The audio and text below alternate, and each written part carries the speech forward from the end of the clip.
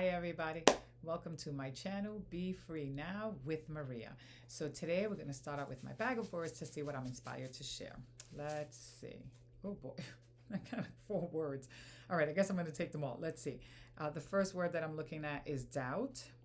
Okay. The next word is joy. And, decide. Mm. And embrace. So let's see. Wow, I got a lot of words. Okay, so let's see. I'm going to start with embrace because with embrace, it just made me quickly think of embrace change. Change is something that we don't generally want to embrace unless we intentionally are creating it. If we say, I want to, go back to school and, we get accepted, we're happy, yay, because it's the change that we consciously set in motion for ourselves, right? But if we get the type of change that we didn't plan for, like let's say lose a job and that was not planned for, that kind of change, we not so open and ready to embrace, right? Feels yucky. It feels scary. It feels overwhelming. It can even leave us feeling angry, confused, and so forth, right? Because we didn't plan for that change, and that change changes a lot of stuff for us. It scares us. So we're not going to be so quick to embrace it. That's because we also forget that when one door closes, a bigger and better one can open for us. We could only see in that moment what we're afraid of, and we get so caught up with that we fail to see the other side, right? That when one door closes, a bigger and better one can open for us. That's a possibility too, but we can't see that possibility because we're feeling too overwhelmed, right? Or too scared, we've been swept away by our emotions, and we can't see, right, what can possibly be good, at least not initially, because we're stressed out about the event, right? So in that moment, we're not embracing change. We're scared of change. And which then brings me to the next word here, right? Which is doubt, right? And usually it's because we start to doubt ourselves, right? Our ability to be able to get through whatever it is that's being thrown at us in that particular moment, right? Whatever change is upon us, right? We start to doubt, right? Is this going to be good, right? Can this be good for us? By the time we even get to that question, right? Can this even be good to us? We've already been, down a spiral of a lot of intense emotions and gotten swept away with that, right? But and in that process is how we start to doubt what is even possible for us, or what else, right? Can come from it, right? In which way can we grow? What lessons can we learn? We don't stop to pause to answer those questions because we're so caught up and resisting the change as opposed to embracing the change. But when we embrace the change and we shift, right, when we make that decision, right, and we decide that we're not going to allow ourselves to go there, right? We're going to allow ourselves to feel the uncomfortableness, the fear that we're feeling about the change, and even the doubts. But we're going to consciously do this, right? We're not just going to let it start piling up and taking over us, right? We're going to notice it. That's what we want to work ourselves up to, right? Where we're noticing, oh, there I go again. I'm feeling this intense emotion and it's feeling overwhelming. Let me pause, right? Because when we do that, then we're able to bring it down a notch and start creating a shift for ourselves. But we have to be able to bring it down. In order to bring it down and to slow down the process of where our mind originally wants to take us, and then we have to pause. We have to pause and connect with that emotion. I'm not saying run away from it. We can sit there and just notice it and say, wow, look at this. Look at what I'm feeling, right? And whatever you're up for at that moment, right? You may just feel like I just need to breathe, or I want to write down what's going on in my mind right now.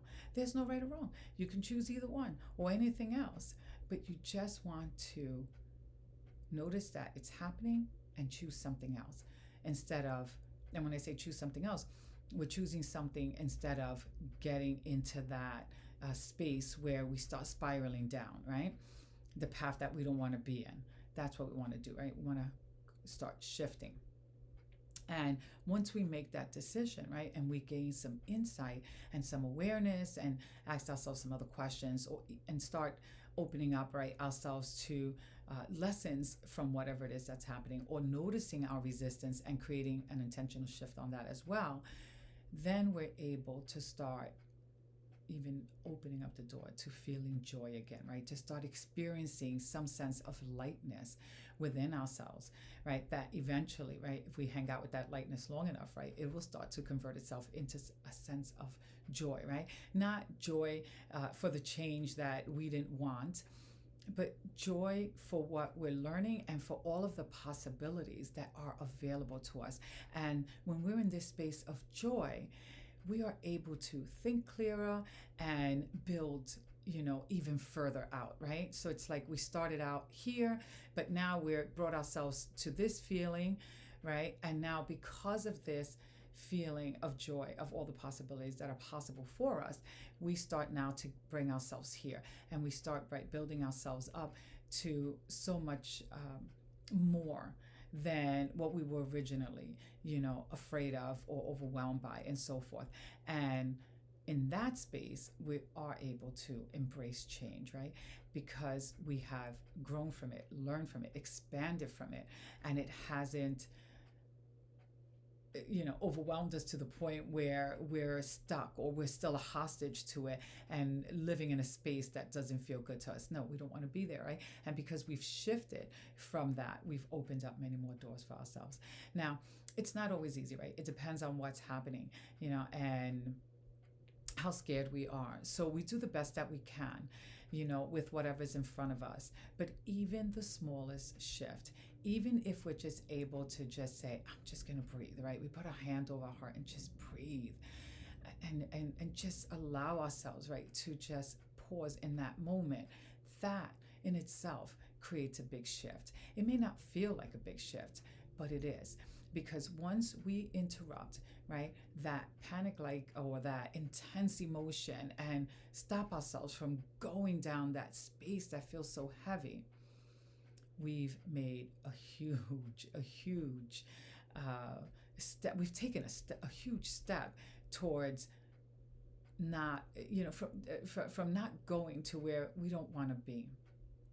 And we can build from that, and if we do have a belief in the divine, we can incorporate that as well. And when we do that, right, we again are building more and more, right? These decisions keep on building us up more and more, right? It's building us up to remembering, right, other truths, not just what appears to be like the only truth in that particular moment.